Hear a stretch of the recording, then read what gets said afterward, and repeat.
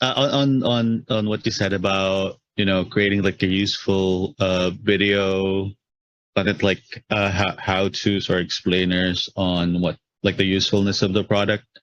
Now uh, I think it has been present for quite some time now, but there are like tools that you can use to like convert a video into like an article. It's like it transcribes the video, but the question is like, would Google like consider it as useful content? Because like there's a difference between like a blog, like the tone when you write a blog, and the tone when you're like just talking about something, right? So I think Google is already advanced in such a way that it would know the difference between the two. So yeah, what's your opinion on that? let me tell you a very, very appropriate story. Let's say there's a company that provides SEO training, and let's say that company does a weekly office hours where people call and they ask questions about SEO. And let's say some of those questions are really good, and so what they like to do is record the video to put it on YouTube and transcribe the video to put it on their website. And let's say this company, let's call it Interesting Arachnoids. Let's say this company gets lazy and they just copy and paste the transcript that's been automatically generated onto the blog post along with the YouTube video. Now, I don't know about you, but some of these automatically generated transcripts are pretty bad. And that has to do with just the nature of language, sometimes people's accent, sometimes you're talking about very technical topics that the transcript doesn't understand. So for instance, if it's an SEO service and I say SEO, the transcription might not know that I'm talking about the acronym SEO. It might transcribe that into something that's CO or some misspelling or something like that. And so because of that, putting that transcript up, it would end up being very not useful to users, to people, right? People could read the transcript and be like, it doesn't even make sense. Well, I know a company that was doing that for a long time. And I did an analysis of their website and realized, oh crap, Google was ignoring those pages. Ouch. Right? So I put a lot of time into that, thinking I was being helpful and thinking, well, it's good enough. And it ended up not being good enough. And so it was really ended up being a waste of time. Now, it got worse when Google announced that if your website, the quality of content on your website might reflect site-wide on the quality of your website. The quality of the content on several pages might reflect poorly on the quality of your website as a whole. And I realized, the most of the content on my website was these automated transcripts. And so that means the most of the words on the website were low quality.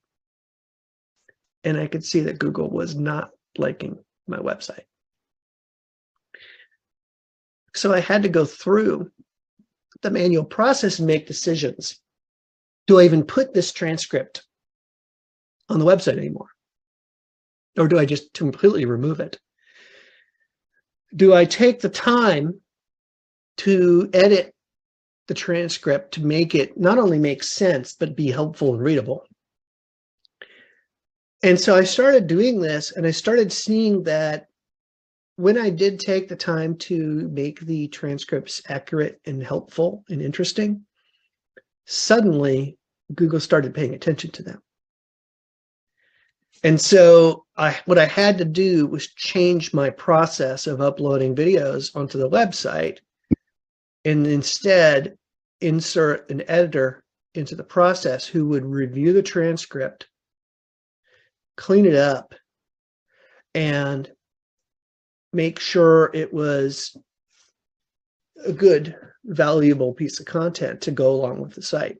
So now whenever we publish an office hours video on Curious Ants, because obviously that's what we're talking about here, an editor has to go through and read it because the automated transcripts. Now, I'd say our transcription service now is a lot better than the old one. Wouldn't you agree, Yusuf? You found it for us. Yeah. But still, it needs someone to look at it. And that has been very helpful. So the lesson to learn from this is, as with everything in life, yes, there are ways to cut corners and make things simple and easy, but those things tend to not be as valuable as taking the time to do quality work. And it's very true when it comes to SEO. So take the time, don't be lazy.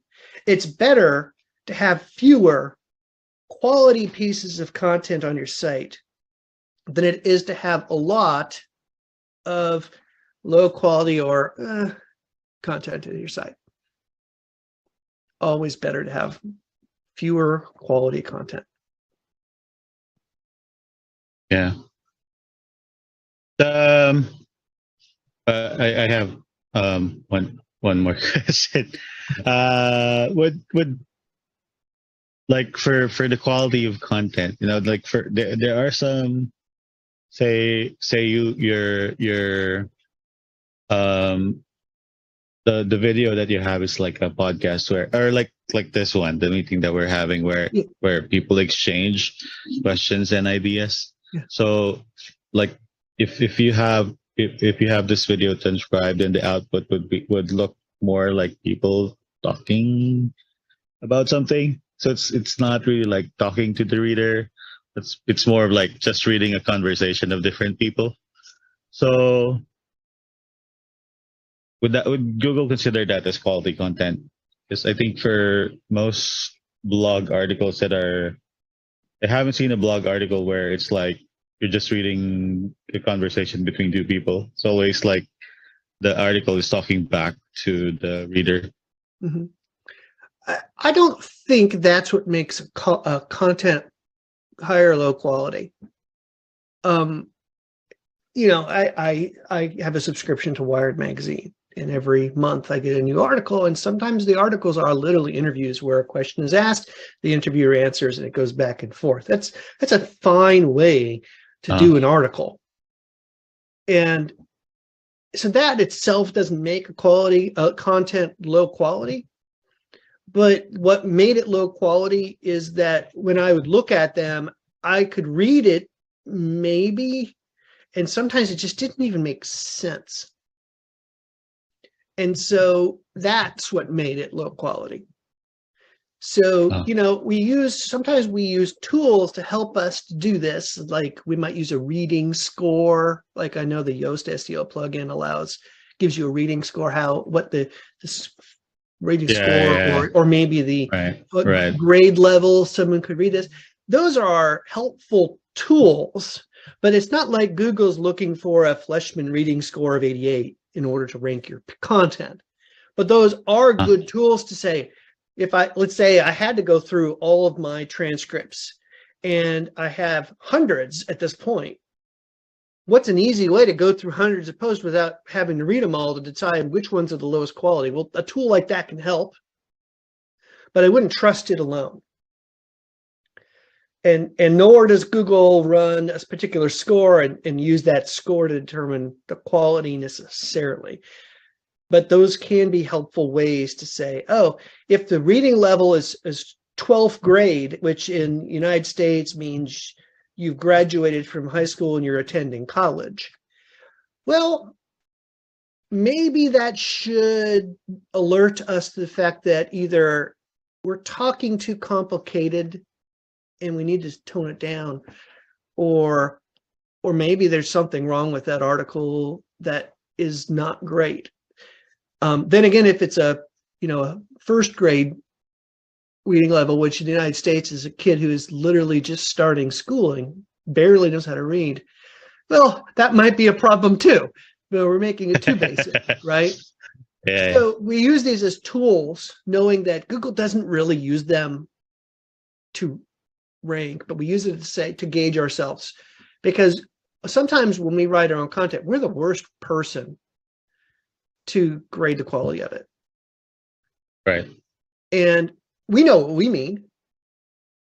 But when someone else reads it there, they may not know what it means. And so if you hire a writer to double check you, which is what I do for these transcripts, or you use the reading scores to help check you.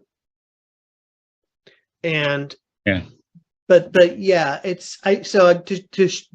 to simply answer your question, just because it's a transcript, somebody said this, then someone said that, and someone said this, and someone said that, doesn't mean at low quality.